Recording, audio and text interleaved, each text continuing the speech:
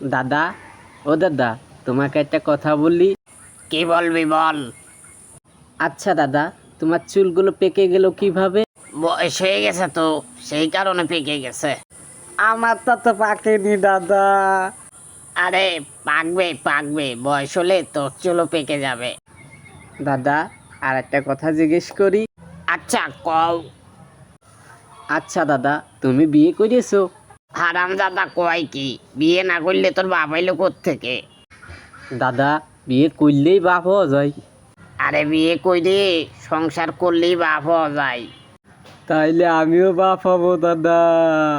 আরে তার আগে তো বিয়ে করতে হবি, বিয়ে না করলে তুই বাপ হবি কিভাবে? দাদা, তাহলে আমারও বিয়ে দিয়ে দাও, আমিও বাপ হবো। আরে তোর বিয়ের বয়স হয়নি এখনো, তোর বিয়ের বয়স হলে তোর বিয়ে দিবানি, অত টেনশন করিস নে। না দাদা, আমি বিয়ে করবো নাই নাই না, আমার বিয়ে দাও না, আমি বিয়ে করবো এখনই। আচ্ছা আচ্ছা আচ্ছা, অত পাগল হোস নে, তোর বিয়ে দেব দেব দেব, তোর বিয়ে দিয়ে দিবানি। আচ্ছা গাইজ, যদি আপনাদের কাছে ভালো কোনো মেয়ে থাকে আমাদেরকে জানাবেন, আমার নাতি বিয়ে দেব। দেখছেন তো কি করতেছে, অনেক পাগল হয়ে গেছে বিয়ে করার জন্য, ওকে বিয়ে দেব।